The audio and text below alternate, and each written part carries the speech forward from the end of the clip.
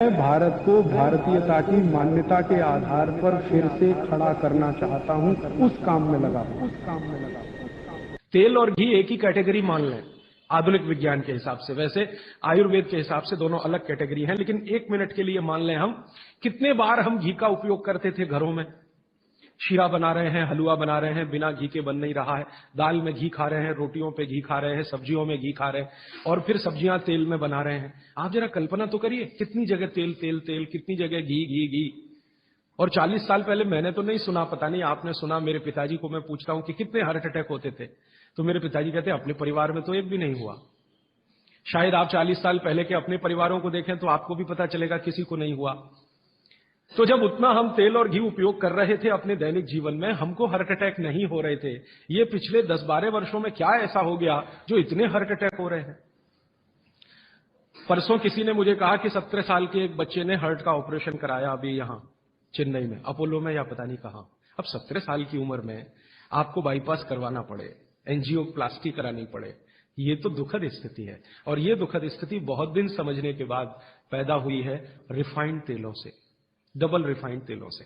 तो भागवत सूत्र के अनुसार आज मैं आपको विनती करता हूं कि जिंदगी भर वात की बीमारियों से अगर बचना है आपको, तो तेल शुद्ध खाइए, तेल एकदम शुद्ध खाइए। अब आपका तुरंत अगला प्रश्न आएगा, जी चेन्नई में मिलता नहीं, दुनिया में ऐसी कोई चीज नहीं है जो कहीं ना मिले। अर्थशास्त्र ये कहता है कि आप डिमांड खड़ी करो, हर चीज की सप्लाई होती है। जब रिफाइंड और डबल रिफाइंड तेल बिक सकता है तो शुद्ध तेल भी यहीं मिलेगा।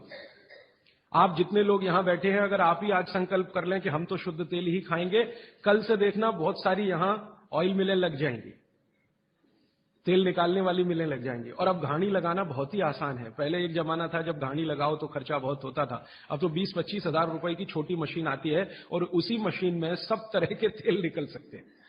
अलग अलग मशीन भी लगाने की जरूरत नहीं। आप चाहें तो घानी भी लगा सकते हैं, वो तो 18-20 हजार की ही आती है, बैल से चलने वाली घानी। वो अब महंगी नहीं रह गई है और बहुत आसानी से तेल निकल आता है। तो इसलिए आप तेल शुद्ध की तरफ बढ़ जाइए। और मैं आपको जो रिसर्च कहती है वो कह रहा हूं कि जिस तेल में चिपचिपापन जितना ज्यादा होगा वो आपके लिए उतना ही उपयोगी है। जिस तेल में बास जितनी ज्यादा होगी वो उतनी ही उपयोगी है। सरसों के तेल के बारे में सारे डॉक्टर्स ऑल इंडिया इंस्टीट्यूट के जो रिसर्च कर चुके हैं वो ये कहते हैं, सरसों के तेल का डब्बा मुंह पे लगाओ और जो आंख में से आंसू तुरंत ना निकले तो समझ लो वो नकली है। उसकी इतनी तेज बास आएगी कि आंख से आंसू निकल ही आएंगे, नाक चलना आपकी शुरू हो ही जाएगी। वो कहते हैं वो उसके शुद्धता की गारंटी है। तो आप इसको अपने जीवन में ध्यान रखें। वात के रोगों को जीवन भर चिकित्सा करनी है तो तेल की मदद से ही सबसे ज्यादा उपयोगी है। और तेल खाने के तरीके आप सब जानते हैं, उन्हें बताने की जरूरत नहीं है कि सब्जी में कितना तेल डालना, दालों में या आपके दूसरे भोजन पकवानों में तेलों का किस तरह से उपयोग करना।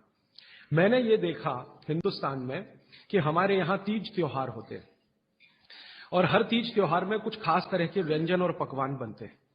मैंने ये देखा है कि कुछ खास तरह के त्योहार में कुछ खास तरह का तेल उपयोग हो रहा है, दूसरे तरह के त्योहारों में दूसरे तरह का तेल उपयोग हो रहा है। उसके पीछे बड़ा साइंस है, बहुत बड़ा साइंस है, बहुत बड़ा विज्ञान है। वो विज्ञान ये है कि जैसे मान लीजिए होली के आसपास के त्योहार, चैत्र के महीने के त्योहार, फागुन और चैत्र के महीने के त्योहार। अब फागुन और चैत्र के महीने के त्योहारों में जो जो पकवान बन रहे हैं, आप उन पर अगर नजर डालें तो वो उस मौसम के हिसाब से बहुत ही अनुकूल है। दिवाली के आसपास के जो तीज त्योहार हैं, नवंबर दिसंबर के या अक्टूबर नवंबर के, उनमें जो पकवान बन रहे हैं वो खास तरह के प्रिपरेशन है, बहुत गहरा विज्ञान है। कभी मौका मिला तो इस पे अलग से ही बात करूंगा कि त्योहारों में पकाए जाने वाले जो व्यंजन हैं वो हमारे शरीर को किस तरह की मदद कर रहे हैं। हमारे वैज्ञानिकों ने, माने महर्षियों ने, ये देखा कि जीवन के दिनों में, माने अगर ठंड के दिन है तो शरीर में क्या प्रकोप ज्यादा है, बरसात के दिन है तो शरीर में क्या प्रकोप ज्यादा है, गर्मी के दिन है तो शरीर में कौन सा प्रकोप ज्यादा, प्रकोप माने वात पित्त कफ, ये तीन ही तरह के। तो उनको संयमित रखने के लिए कौन सी चीजें प्रकृति ने दी हैं, तो व्यंजनों में वही चीजें डाली गई हैं। जैसे अब मैं आपको थोड़ा और स्पष्ट करता हूं, ये बात अमूर्त है लेकिन अब थोड़ी मूर्त करता हूं। सर्दी के दिनों में जितने भी त्योहार आप मनाते हैं या जितने भी त्योहारों में आप अपने जीवन को लगाते हैं, ये सब त्योहारों में आप देखो भोजन ज्यादा से ज्यादा आपके हिसाब से गरिष्ठ होता है। प्रिपरेशन कुछ इस तरह के होते हैं, जैसे आप तिल खा रहे हैं, सर्दी के दिनों में भरपूर तिल खाया जाता है और तिल के तरह तरह के व्यंजन बनाए जाते हैं।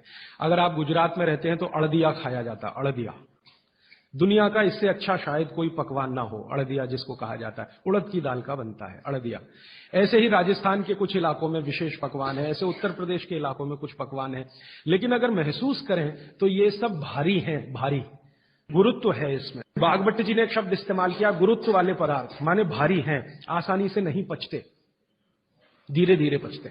अड़दिया तो आसानी से नहीं पचेगा, तिल की चीजें भी आसानी से नहीं पचने वाली हैं।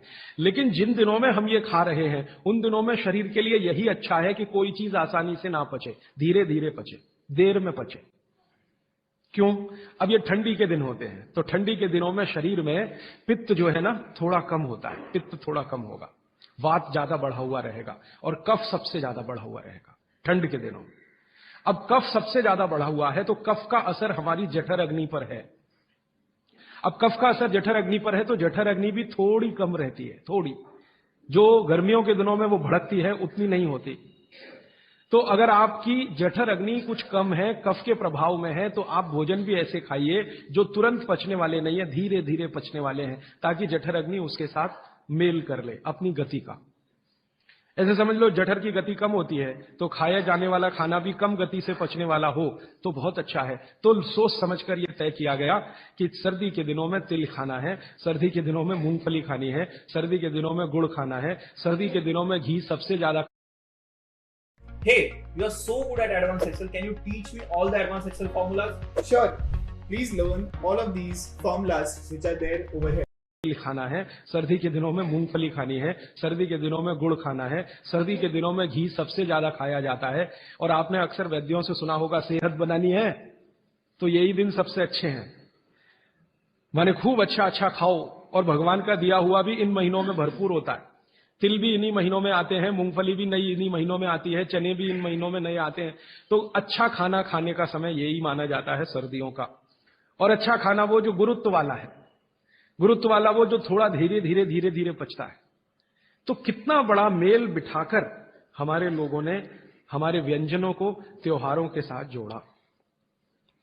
गर्मी के दिनों में उल्टा होता है, गर्मी के दिनों में आपका पित्त भड़कता है, माने अग्नि तीव्र है, तो आप ऐसा खाना खाओ जो जल्दी हजम हो जाए। बारिश के दिनों में सम रहता है, पित्त जो है बहुत ही कम होता है। तो बारिश के दिनों में यह कहा जाता है कि भैया सबसे हल्का खाना खाओ बारिश के दिनों में, क्योंकि पित्त उस समय सबसे कम है। और कई बार तो कहते हैं जी एक ही बार खा लो तो अच्छा है बारिश के दिनों में।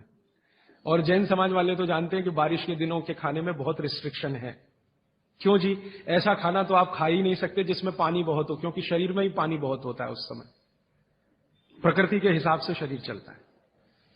तो बारिश के दिनों में अक्सर आपने सुना है जैन साधु संतों के मुंह से कि हरा पत्ती का सब्जी मत खाओ, हरा सब्जियां मत खाओ, ये वगैरह वगैरह। हरे पत्ती की सभी सब्जियां बहुत पानी भरी भरी, पानी शरीर में ही पहले से ज्यादा है क्योंकि बारिश में नमी ज्यादा है।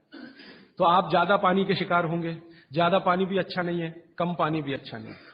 तो इसलिए साधु संत जो कहते हैं वो भी कुछ विज्ञान के आधार पर कहते हैं। बस अंतर इतना ही है कि हमारे दिमाग में क्यों इतना गहरा घुसा हुआ है कि जब तक क्यों एक्सप्लेन कोई नहीं करता हम ना उसकी बात सुनते हैं ना मानते। तो अपने देश में बागभट्ट जी के अनुसार वात की चिकित्सा जिंदगी भर अच्छी रहे आपकी तो तेल शुद्ध खाइए, ये एक सूत्र। अब दूसरा सूत्र वो कहते हैं कि पित्त की चिकित्सा, पित्त जिंदगी भर आपका ठीक रहे, आपको तकलीफ ही ना आए, तो कहते हैं देशी गाय का घी खाइए। पित्त को जिंदगी भर सम रखने के लिए अगर कोई एक चीज उन्होंने बताई है सबसे अच्छी, वैसे तो उन्होंने सैकड़ों चीजें बताई, सबसे अच्छी तो उसकी ऊपर की श्रेणी में गिनती है घी। घी माने गाय का घी। भैंस के घी के लिए उन्होंने बोला है, लेकिन उन्होंने कहा है कि वो एक ही कैटेगरी के लोगों के लिए है जो कुश्ती लड़ते हैं। कुश्ती लड़ते हैं माने पहलवानी करते हैं, दंड बैठक लगाते हैं, पहलवानी करते हैं, वो घुमाते हैं। इनके लिए उन्होंने कहा है कि ये गाय का घी कभी ना खाएं, ये भैंस का ही घी खाएं, क्योंकि होना ही उनको भैंस के जैसा है। आपके लिए नहीं है, आप सदगृहस्थ हैं, ना आपको कुश्ती लड़नी है, ना आपको पहलवानी करनी है, ना आपको दंड बैठक लगानी है, ना आपको रेस जीतनी है, आपको तो जीवन अपना चलाना है ठीक तरीके से। तो आपके लिए है गाय का घी। और पहलवान जो कुश्ती लड़ रहे हैं, अखाड़े में दंड बैठक लगा रहे हैं, मुगदर घुमा रहे हैं, वगैरह वगैरह, इनके लिए है भैंस का घी। भागवत जी कहते हैं कि वो अगर गाय का घी खाएंगे तो बीमार पड़ेंगे, और आपने अगर भैंस का घी खाया तो आप तकलीफ में आएंगे। तो जिंदगी भर पित्त आपका ठीक रहे, पित्त से होने वाली बीमारियां ना हो, तो आप गाय का घी खाते रहिए। दोस्तों, सबसे पहले तो चैनल सब्सक्राइब करें, फिर लाइक, कमेंट और शेयर करें। और हाँ, हमारा एंड्रॉयड